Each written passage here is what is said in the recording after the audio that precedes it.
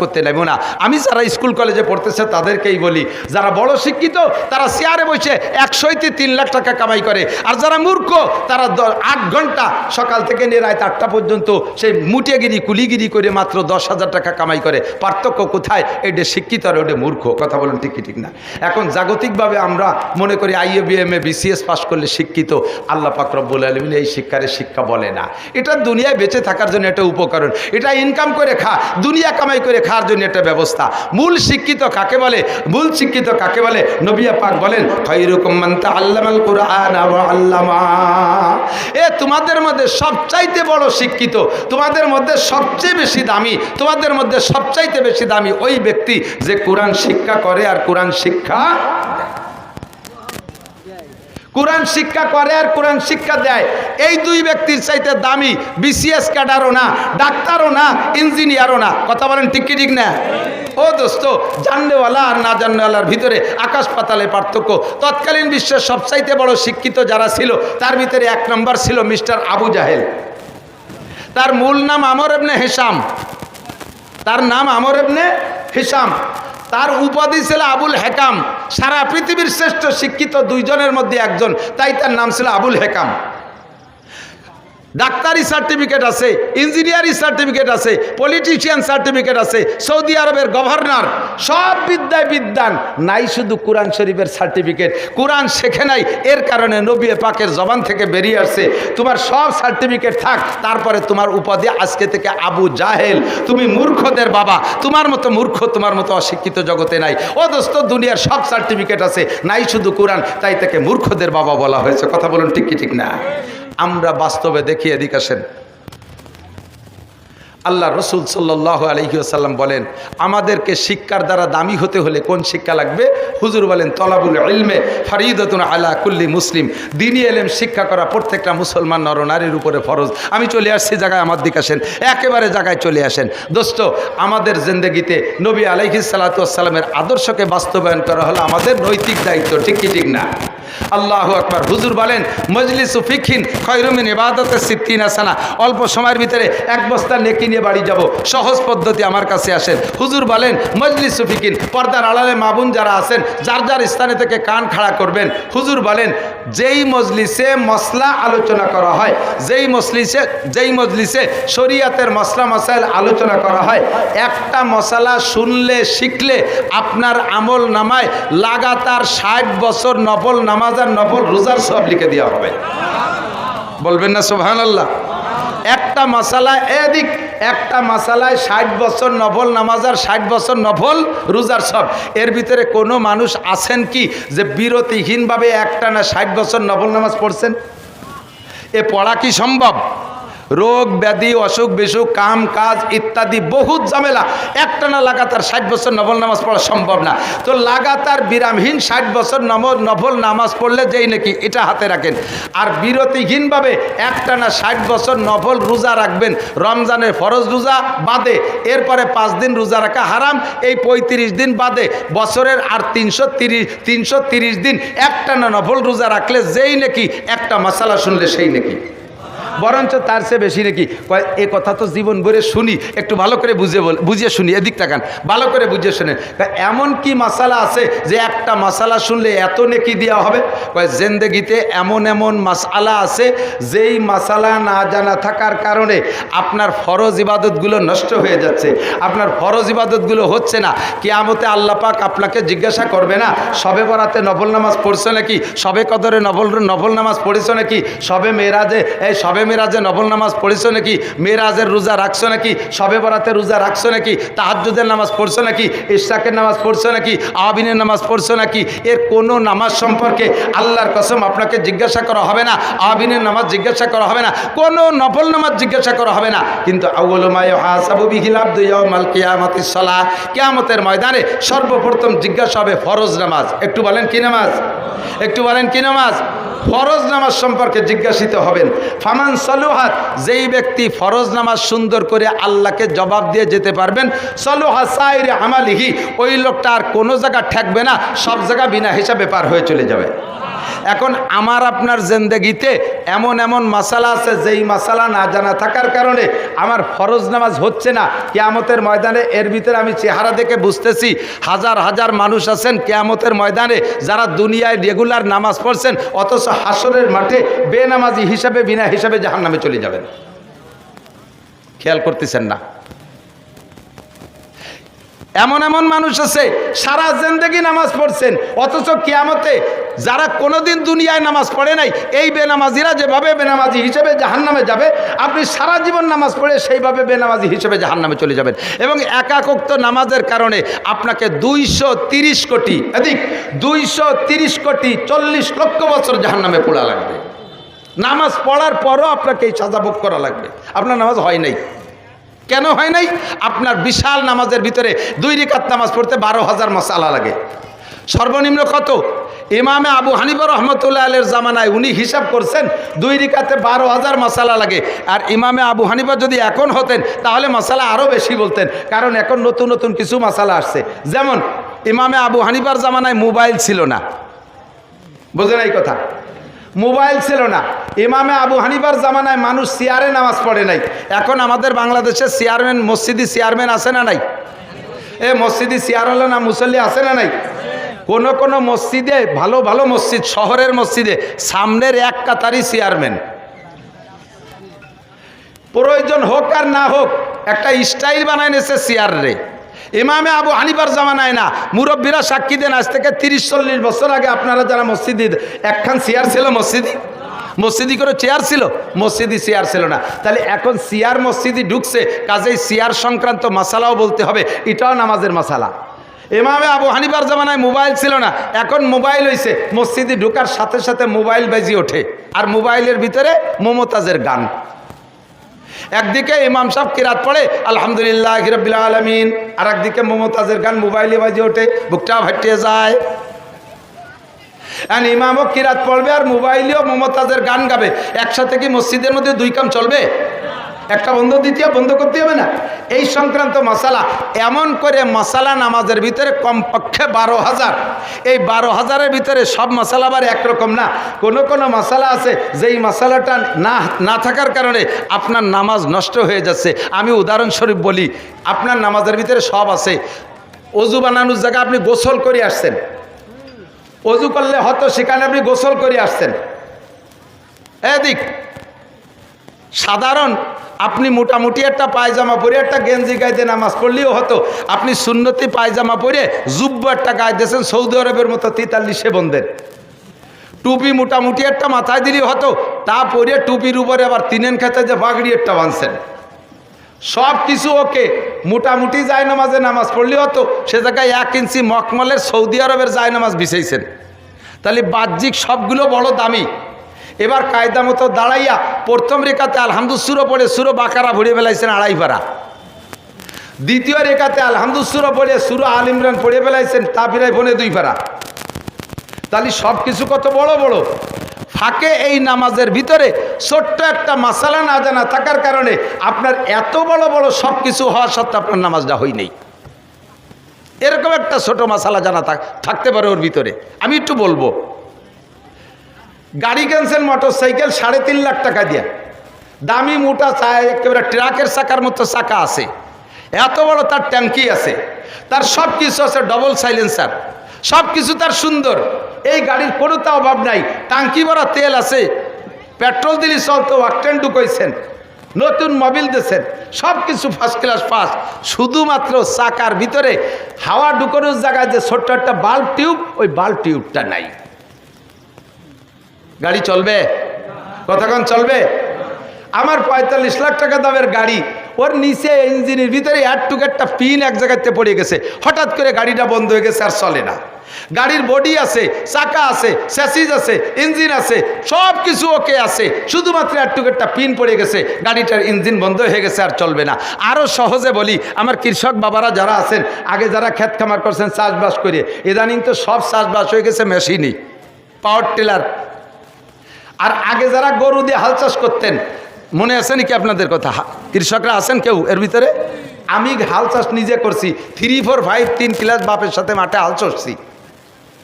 আমার চাইতে লাঙ্গলের গুটি উঁচু ছিল, ধরে ঝুলিয়ে টাইনি ঠাইছি ধরে রাখতাম। লাঙ্গল ফাংশনে সব আমি জানি। লাঙ্গল চাষ করতে লাগে কি কি? দুটো বড় গরু লাগে, বলদ গরু, আবাল গরু কয় আমাকে দিক। লাঙ্গল লাগে, জুমাইল লাগে।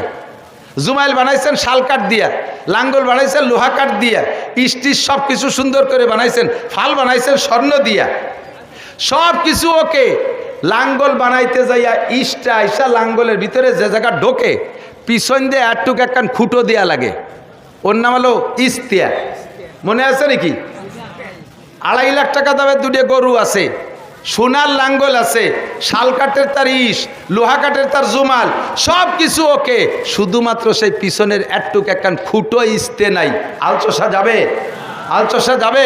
সেম কোয়ালিটি আপনার নামাজের বড় বড় সব কিছু আছে, কিন্তু নামাজের ভিতরে একটুক একখান ইস্তে নাই, একটুক একটা বাল্ব টিউব পড়ে গেছে, আপনার নামাজের ইঞ্জিনের থেকে একটুকু একটা পিন পড়ে গেছে, আপনার নামাজ বাতিল, আপনার নামাজ হবে না।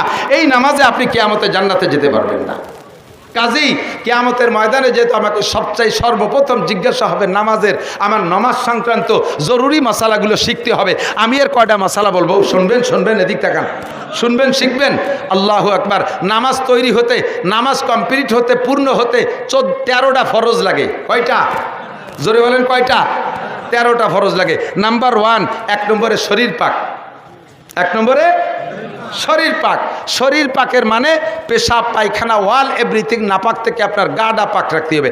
2 নম্বরে কাপড় পাক। 2 নম্বরে কাপড় পাক। 3 নম্বরে নামাজের জায়গা পাক। 4 নম্বরে সতর ডাকা। আমি এই 4টে মাসালা আগে বলি। আপনার শরীর পাক রাখার জন্য নারী পুরুষ যারা আছেন প্রত্যেকের একটু ব্যতিক্রম আছে। পুরুষের পেশাবের থেকে শরীর পাক রাখা একেবারে ইম্পর্টেন্ট, জরুরি। তিরমিজি শরীফের হাদিস, সাহাবী বলতেছেন মারা রাসূলুল্লাহ সাল্লাল্লাহু আলাইহি ওয়াসাল্লাম বিকবরাইন, নবী আলাইহিস সালাতু ওয়াস সালাম আমাদেরকে নিয়ে রাস্তা দিয়ে হাঁটতেছেন, যাইতে যাইতে রাস্তার পাশে 2টে কবর। এই 2টে কবর দেখে নতুন 2টে কবর মনে হচ্ছে। এই 2টে কবরের কাছে যে হুজুর দাঁড়িয়ে গেলেন, ফাকামা রাসূলুল্লাহ সাল্লাল্লাহু আলাইহি ওয়াসাল্লাম, হুজুর দাঁড়িয়ে গেলেন। আমরা বললাম ইমশি ইয়া রাসূলুল্লাহ, হুজুর হাঁটেন। হুজুর বলেন না, আর হাঁটা গেল না। মাররা ইয়া জামানে ফি হাদাইনিল কবরাইন, হুজুর বলতেছেন এই 2টে কবরের মধ্যে আযাব হচ্ছে। সাহাবায়ে কেরাম বলেন কাইফা আরাফতা ইয়া রাসূলুল্লাহ, আপনিও যেখানে আমরাও সেখানে, আমরা দেখছি, আপনি কিভাবে বুঝলেন? হুজুর বলেন কাশাফাল্লাহু বাইনা ইয়াদাইয়া, আমার সামনে আল্লাহ তাআলা খুলে দিয়েছে, আমি দেখতেছি 2জন আযাব ভোগ করতেছে, 2জনের কবরে জাহান্নামের সাথে দরজা খুলে দিয়েছে। ফামা বালুহুমা, হুজুর এদের সমস্যা কি? কোন কারণে এদের আযাব হচ্ছে? ওরা কি মুসলমান না কাফের? কয় 2জন মুসলমান। 2জন মুসলমানের কবরে আযাব হচ্ছে, দোষ কি? কয় হুজুর বলেন এই 2জন লোকের পারিবারিক অবস্থা সন্ধান করো। কবরওয়ালাদের বাড়ি খবর নিয়ে দেখা গেল 2জনের অবস্থা জানা গেছে। একজনের সমস্যা জিবরিল আগে হুজুরকে বলে দিছে, একজনের সমস্যা হলো লোকটা নামাজ পড়তো, সব কিছু কমপ্লিট, এমসিবিন নামিমা, ওই লোকটার স্বভাব ছিল চগলখুরি করা। এই চগলখুরি করা, চগলখুরি তো বোঝেন, এই চগলখুরি করার কারণে ওই লোকটার অবস্থা এই হয়েছে যে কবরে আল্লাহ তাআলা তাকে আযাব দিচ্ছে, তার কোনো তাই তারা ঠেকাতে পারেনি। দ্বিতীয় জনের কবরের আযাবে, দ্বিতীয় জনের কবরে আযাব হলো লা ইয়াস্তানজি আনিল বাউল, লোকটা পেশাব থেকে পরিচ্ছন্নতা অর্জন করতো না। পুরুষরা পেশাব করে, পুরুষের পেশাব আর নারীদের পেশাবের ভিতরে পার্থক্য আছে। এই লোকটা পুরুষ মানুষ পেশাবের থেকে পরিচ্ছন্নতা অর্জন করতো না, পেশাব করে জায়গার থেকে পানিতে ধুয়ে চলে আসতো। পুরুষের পেশাবের অবস্থা ভিন্ন রকম। পুরুষের পেশাব নালী সরু, পুরুষে যখন পেশাব করতে বসে তখন এই সরু নালীটা আঁকাবাঁকা হয়ে যায়। পেশাব করার পরে মোড়ে মোড়ে এখানে ওখানে 2-1 ফুট আটকে থাকতে পারে। যখন সোজা হয়ে দাঁড়ায় তখন এই আটকে থাকা পেশাবটা ধীরে ধীরে নিচের দিকে পড়তে থাকে, নিচের দিকে যায়। যদি শিকারে ঢিলা ধরে ওই পেশাবটা ধরে না রাখা হয় তাহলে ওই পেশাব 2 ফুট পড়ে লাগবে গায়ে। লাগবে কোথায়? গায়ে। তো নামাজের 1 নম্বর ফরজ হলো শরীর পাক। যারা পেশাবের থেকে পরিচ্ছন্নতা অর্জন না করে, পেশাবে ঢিলা ব্যবহার না করে, ওই লোকের পেশাব শরীর পাক থাকে না। ওই লোকটা যত সুন্দর করে নামাজ পড়ুক, ওই নামাজে ওকে জাহান্নামের আগুন থেকে বাঁচাইতে পারবে। আপনার সব ঠিক আছে, কিন্তু আপনার এই পিন পড়ে গেছে, পেশাবে ঢিলা ব্যবহার করেন নাই। ও দোস্ত এদিক তাকান, 1 বান্ডিল টিস্যু পেপার কিনলে, একজন পুরুষের জন্য 1 বান্ডিল টিস্যু পেপার কিনলে, পেশাব এবং পায়খানা একজন যদি একা ব্যবহার করে, 1 বান্ডিল 25 টাকা দামের 1 বান্ডিল টিস্যুতে তার 1 মাস পর্যন্ত হয়ে যায়। একা একা ব্যবহার করে দেখেন। আমার বাড়ির প্রত্যেকের বাথরুম আলাদা, আমার বাথরুম আলাদা, আমার 1 বান্ডিল টিস্যুতে 1 মাস হয়ে যায়। দোস্তরে কিয়ামতের ময়দানে পরিষ্কার হাদিসে আসছে, যে ব্যক্তি দুনিয়ায় পেশাব পায়খানা ঢিলা ব্যবহার করলো, কিয়ামতের ময়দানে আল্লাহ তাআলা ঢিলাগুলোকে রূপ পাল্টাইয়া আপনার নেকির পাল্লায় তুলে দেওয়া হবে। হযরত ওমর ইবনে খাত্তাব রাদিয়াল্লাহু তাআলা একটু একটা হাদিস আসছে, হযরত ওমর পেশাব কইরা ঢিলা ব্যবহার করছে, হযরত আলী দূর থেকে দেখে ফেলাইছে, দেখে ঢিলা ব্যবহার করার পদ্ধতি কি বলতে একটু শরম লাগতেছে। হযরত আলী দেখে হযরত ওমরকে বলতেছেন, ভাই আপনি পেশাবের পরে ঢিলা ব্যবহার করলেন কিভাবে? কয় যে হুজুর বলছেন যে পেশাবে যে ঢিলা ব্যবহার করা হবে, পায়খানায় যে ঢিলা ব্যবহার করা হবে, কিয়ামতের ময়দানে এইটা নেকির পাল্লায় তুলে দেওয়া হবে। এই জন্য আমি পুরো দুনিয়ারে ঢিলা বানাই ফেলাইছি, সারাটা দুনিয়ারে একটা কুলুক বানাই ফেলাইছি, যেভাবে করলে হয় যাতে সারা দুনিয়া আমার নেকির পাল্লায় উঠাই দেওয়া হয়। আসলে হিসাব হলো আমি যে যতগুলো ঢিলা ব্যবহার করব, এই ঢিলাগুলোর সংখ্যা হিসেবে কিয়ামতে নেকির পাল্লায় উঠবে। ও দোস্ত, মহিলাদের পেশাবে ঢিলা লাগে না, পুরুষের পেশাবে ঢিলা লাগে। আপনি যদি ঢিলা ব্যবহার না করেন, 1 নম্বরে শরীর নাপাক, 2 নম্বরে কাপড় নাপাক। শরীর নাপাক আর কাপড় নাপাক, আপনার নামাজ শেষ।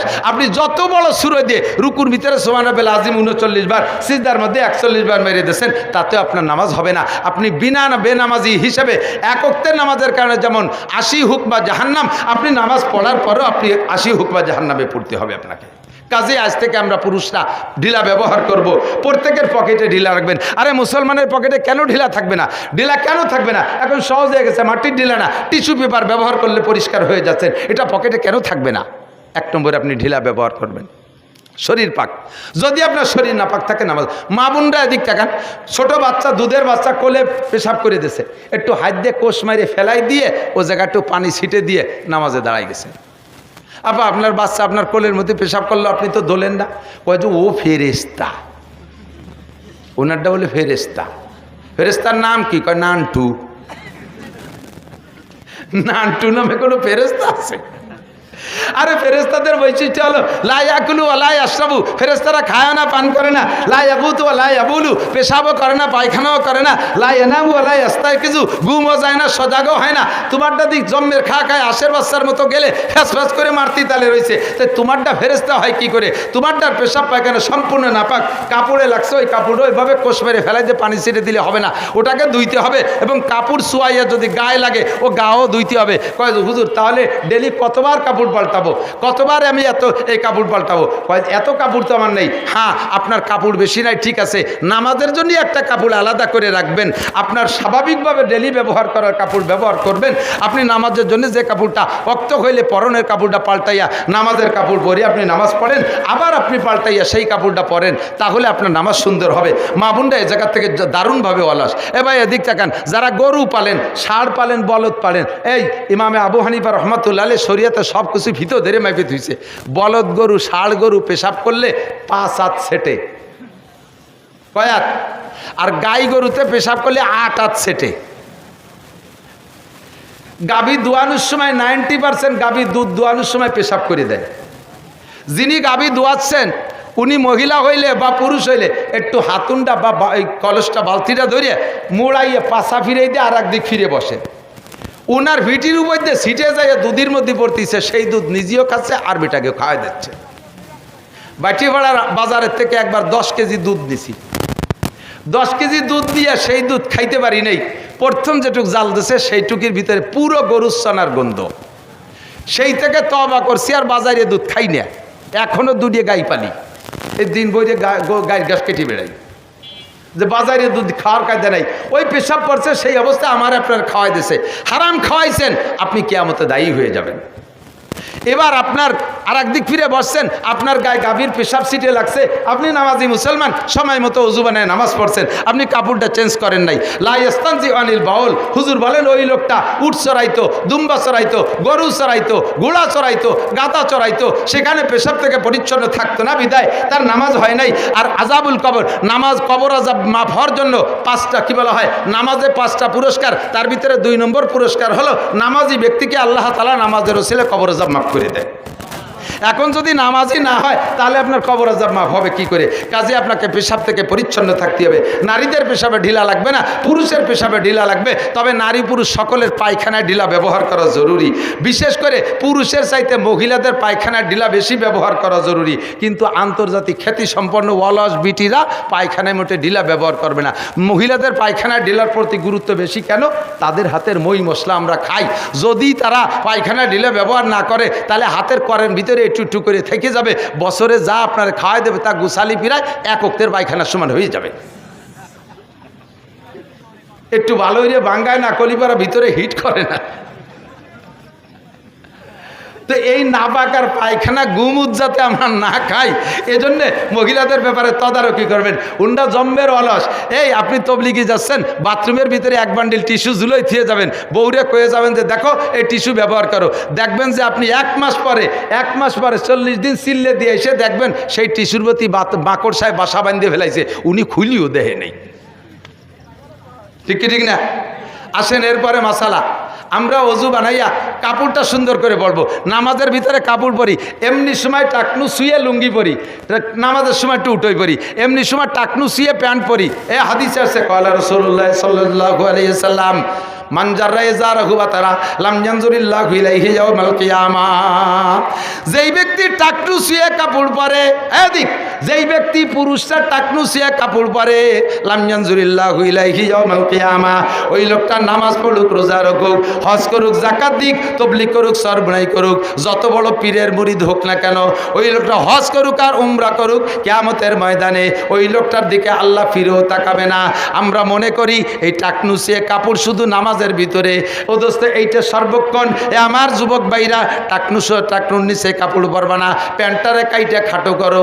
আমরা এমনি সময় লম্বা থাকে, নামাজের সময় একটু ভাঁজ দেই, 2-4 বার উঠতি বসতি সে জায়গা মতো খুলিয়ে জায়গায় চলে যায়। প্যান্টারে বানাইছে এমনভাবে টাকনুর নিচে দিয়ে যাইয়ে স্যান্ডেলের নাহের দাঁড়িয়ে বার হয়ে গেছে, আর তার তলায় কোনো কাপড় নাই। সিজদা বা রুকুতি যখন যায় তখন খেলা দেখা যায়।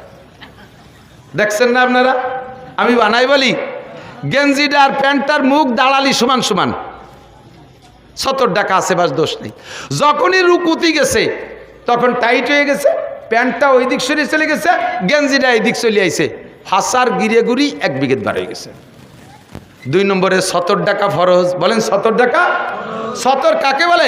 পুরুষের 70 নাভির উপরের থেকে, নাভির উপরে একেবারে এ পাশ ও পাশ সব পাশ, নাভির পাশে ঢাকা আছে গেঞ্জি দিয়ে প্যান্ট দিয়ে, কিন্তু পিছন পাশে সিজদা বা রুকু থেকে খানিক বেরোয় গেছে।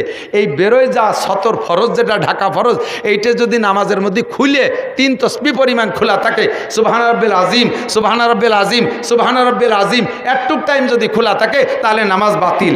মহিলাদের নামাজের ভিতরে চুলের আঘাত থেকে পায়ের তালু পর্যন্ত নামাজের মধ্যে ঢেকে রাখা ফরজ, কোনো অঙ্গ বেরোইতে পারবে না। মহিলাদের নামাজের ভিতরে হাত একটা অঙ্গ, চুল একটা অঙ্গ, পা একটা অঙ্গ, বগল একটা অঙ্গ, এক একটা অঙ্গ আলাদা। কাপড় যদি নামাজের ভিতরে পরছে ঠিক করে, কিন্তু নামাজের ভিতরে ফ্যানের বাতাসে মাথার থেকে কাপড় পড়ে গেছে, মহিলা মনে করছে যে আমি তো দাঁড়াইছি তো ঠিক মতো, পরে ফ্যানে ভেলাই দিলে আমার দোষ কি? ওই অবস্থায় উনি নামাজ পড়ে উঠছে, ওনার নামাজ হয়নি। সিজদার থেকে উঠে যখন বসছে, বাচ্চা 2 বছরই একটা দুধ খায়, সে আইসে সুযোগ পেয়ে মায়ের গায়ের কাপড় টান দিয়ে ফেলাই দিয়ে দুধ খাওয়া শুরু করে দিয়েছে, এক পাশ দিয়ে কাপড় গাছ থেকে খুলে ফেলাই দিয়েছে। 3 তসবিহ পরিমাণ খোলা থাকলে নামাজ বাতিল। নামাজ ফরজ, নামাজ দাঁড়ায় পড়া ফরজ, ফরজ নামাজ দাঁড়ায় পড়া ফরজ। 90% মহিলারা নামাজ দাঁড়ায় পড়ার থেকে চরম অলস, দুনিয়ার সব কাম কাজ করে ঠিক মতো, নামাজের সময় গেলে ওনার হাত পায়ে বল থাকে না, ফরজ নামাজ বসে পড়ে। আবার নামাজ শেষ করে উঠে যায়, দান উড়তি বলেতে চলে গেছে, খুলে নে 3 ছলি দান উড়োই বলইয়া জাকা নাকা গুলা ভরি বেলাইছে, অথচ নামাজের সময় আসতে পারে ওনার গায়ে বল থাকে না। ফরজ নামাজ যদি বসে পড়ে তাহলে তার নামাজ হবে না, ফরজ নামাজ বসে পড়লে নামাজ হবে না। এবার আসেন আর একটা মাসালা, আমরা এবার নামাজ ভাঙ্গার কারণ 19টে। কয়টা নামাজ ভাঙ্গার কারণ? কয়টা? 19টে। এই নামাজ ভাঙ্গার কারণগুলো আমার অহরহ ঘটে যাচ্ছে, অথচ আমি না জানা থাকার কারণে আমার নামাজ আমি পড়িয়েই যাচ্ছি, আপনার নামাজ হচ্ছে না। যেমন এদিক তাকান, তার ভিতরে নামাজ ভাঙ্গার কারণ 19টের ভিতরে 1 নম্বর কারণ হলো নামাজে কেরাত অশুদ্ধ পড়া। নামাজে কেরাত শুনবো? ইন্টারভিউ নেব নাকি? এই ইন্টারভিউ নেব? আমি জানি দেখতে যত সুন্দর ডকের, আসলে অত ডকের না। তবলিগে 3 চিল্লাতেছে, অথচ আজও পর্যন্ত কোরআন শরীফ শুদ্ধ করে পড়তে পারে না। বেশ কয়েক বছর আগে এই পাশের নাম আমি ভুলে গেছি, ওই যে ফোম কোম্পানিতে চাকরি করে না, যেন ফোমের ব্যবসা করে, কি যেন নাম, ওই ব্যাসপুরীর ওই পাশে ইবাদতের মাহফিলে আমি আসছি। ওই জায়গায় নড়ালির থেকে একটা তবলিগ জামাত এসে, ওই পাশে নড়ালির থেকে, জেলা নড়ালির থেকে তবলিগ জামাত 3 দিন ওখানে কাটানোর পরে তবলিগের আমির সাহেব ওই দিন মাহফিলের দিন শেষ 3 দিনের তৃতীয় দিন ওই দিন ওই মাহফিল ওনার মসজিদের কাজ সাইরা আমার মাহফিলে আসছে, আইসি আমারে ধরছে, হুজুর আপনি সারা দেশে ওয়াজের মধ্যে তবলিগি রস করেন, আপনার এলাকায় তবলিগ করতে পারেন না? এই এলাকার মুসলমানরা আজও কলেমাটাও পড়তে পারে না। আমি বলে কি মুসলমান কলেমা পড়তে পারে না? এরকম মুসলমান এখনও আছে। কয় হুজুর আমরা যে মসজিদে আসছি ওই পাশে কোন মসজিদে যেন আসছে, আমাদের মসজিদে 3 দিন পর্যন্ত 3 বুড়োরে কলেমা মস্ক করাচ্ছি, আজকে আমি লাস্টে পরীক্ষা নিছি, আজও কলেমা পড়তে পারে নাই। অথচ নামাজ পড়তে পড়তে কপালে দাগ হয়ে গেছে। নিয়মিত ইশরাক পড়ে, আওয়াবিন পড়ে, তবলিগের সময় লাগাইছে, অথচ আজও কলেমাটা শুদ্ধ করে পড়া শেখে। আমি তো পড়ে কি কয় যে আজও আমার লাস্টে ইন্টারভিউতে জব কলেমা শুনেছে লা ইলাহা মুহাম্মাদুর রাসূলুল্লাহ। আমি ধমক দিছি, মিয়া আজ 3 দিন পড়াছি লা ইলাহা ইল্লাল্লাহ মুহাম্মাদুর রাসূলুল্লাহ, এখনো ইল্লাল্লাহ কইতে পারেন আপনি? কি আজ বাদে কাল যাবেন মরে, রাতারাত পড়ে যেতে পারেন, এখনো কলেমাটা শুদ্ধ করে পড়তে পারেন না? সে বুড়ো আমারে কয় মিয়া সব জায়গার কলেমা একরকম না। বুঝাইছে তোমাকে নড়াইলে কলেমা ইল্লাল্লাহ আছে, আমাকে গুফাইলে কলেমা ইল্লাল্লাহ নাই। ও মুসলমান, নামাজের ভিতরে অশুদ্ধ পড়েন, সূরা ফাতিহা জিজ্ঞেস করলে এর ভিতরে 90% পাবলিক শুদ্ধ করে পড়তে পারবেন না। কথা বলেন ঠিক কি ঠিক না? একামত দেন। আমি আমার মাদ্রাসার মসজিদে কুরবানির বন্দে সম্ভবত সব ছাত্ররা চলে গেছে, হুজুররা কেউ নেই, একা একা মসজিদে নামাজ পড়ি। একজন পাবলিক আছে আমার পাশে, ও প্রত্যেক ওক্তেই নামাজ পড়ে, ও সব মাদ্রাসা খোলা থাকলে মাদ্রাসা পড়ে, এমনি সময় পড়ে। ও মুসল্লি আর আমি একা, আমি ইমাম। ওরে এখন বললাম যে তুই ইকামত দে, তোরে ইকামত দিতে কইছে, ও বয়লা টের পায় না। আমি কই ইকামত দে, ইকামত বুঝিস রে? ও কানে হাত দিয়ে আজান দেওয়া শুরু করে দিতেছে, একামত দিতে যে আজান দিয়ে শুরু করে দিতেছে। এত মাদ্রাসায় এত আলেম উলামার ফ্যাসের মধ্যে আজও ইকামত চেনো না। আবার ইকামত দিতে যে ইকামতের যে কোয়ালিটি তা শুনলি শয়তানও হাসতে হাসতে বেরোয় চলে যায়। আজান দেয় 12-14টা মসজিদের আজান মাইকে শোনা যায়, 14 মসজিদের আজান 14 রকম। আরে আজান কি 14 রকম না একরকম? এক এক মসজিদে এক এক রকম আজান। কেন? আজানের মস্ক নাই। আল্লাহু আকবার, আল্লাহু আকবার, আল্লাহু আকবার, আল্লাহু আকবার, আশহাদু আন্না লা ইলাহা ইল্লাল্লাহ, আশহাদু আন্না লা ইলাহা ইল্লাল্লাহ।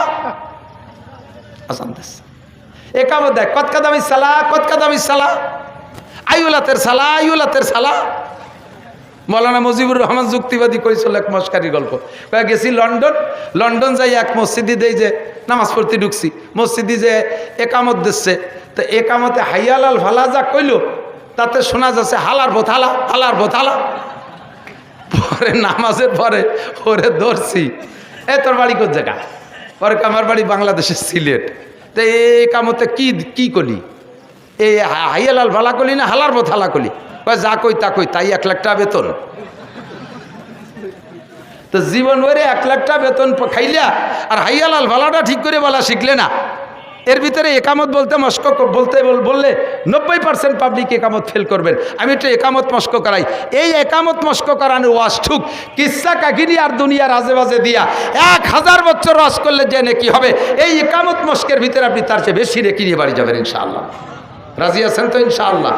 একামত দেবেন, এদিক তাকান। আজানে পড়তাম দুই শব্দ একসাথে, আল্লাহু আকবার, আল্লাহু আকবার। বার করে টানলে আজান গলত, ওই আজান আবার দিতে হবে। আল্লাহু আকবার, আল্লাহু আকবার। আপনার ঈমান নষ্ট হয়ে গেছে। কি বলছেন আপনি জানেন? আল্লাহু আকবার মানে আল্লাহ সবচেয়ে বড়। যদি কেউ টান দেন তখন জিজ্ঞাসা হয়ে গেছে। আপনি তখন কেমন যেন কাহারও কাছে জিজ্ঞাসা করতেছেন আল্লাহ কি বড়? আমার তো তা মনে হয় না। এ আল্লাহ বড় না ছোট? আল্লাহ যে বড় এইটা কি কাহারও কাছে জিজ্ঞাসা করবেন না স্বীকার করবেন? বলেন জিজ্ঞাসা করবেন না স্বীকার করবেন? কিন্তু আপনি যে আজান আর ইকামত দিয়েছেন আরে টান দিয়ে এটা আপনি জিজ্ঞাসা করে ফেলেছেন, হামজা ইস্তেফাম, আল্লাহু আকবার। এরপর আবার আপনি বলেন আল্লাহু আকবার, আল্লাহু আকবার। আর এক মায়ের কইছেন আল্লাহু আকবার। কি কইছেন জানেন? আল্লাহ বড় বেয়াদব, আল্লাহ বড় উশৃঙ্খল। আকবার মানে সবচেয়ে বড়। আকবার হলো শয়তানের সিফাত, শয়তানের গুণ হলো আকবার। আকবার মানে উশৃঙ্খল, আকবার মানে বেয়াদব, আকবার মানে উশৃঙ্খল। আল্লাহ কি বেয়াদব উশৃঙ্খল? কিন্তু আপনি বলছেন আল্লাহু আকবার, তার মানে আল্লাহ উশৃঙ্খল। তাহলে আপনার নামাজ কি হয়েছে? ইন্না সলাতা তানহা আলী, এই পিন পড়ে যাচ্ছে, এগুলো সব পিন পড়ে যাচ্ছে, বাল্ব টিউব খুলে যাচ্ছে, লাঙ্গলির ইস্তে খুলে গেছে। এর কারণে আপনার নামাজে আপনারা বিড়ির থেকে ফিরেতে পারে না, আপনার নামাজে আপনারা বেপরদার থেকে ফিরেতে পারে না, আপনার নামাজে আপনারা সুদিয়া কারবার থেকে ফিরেতে পারে না, আপনার নামাজে আপনারা ঘুষ খাওয়া থেকে ফিরেতে পারে না, আলটালা থেকে ফিরেতে পারে না, জারি যাত্রা করসা গাজীর গান থেকে ফিরেতে পারে না, আপনার নামাজে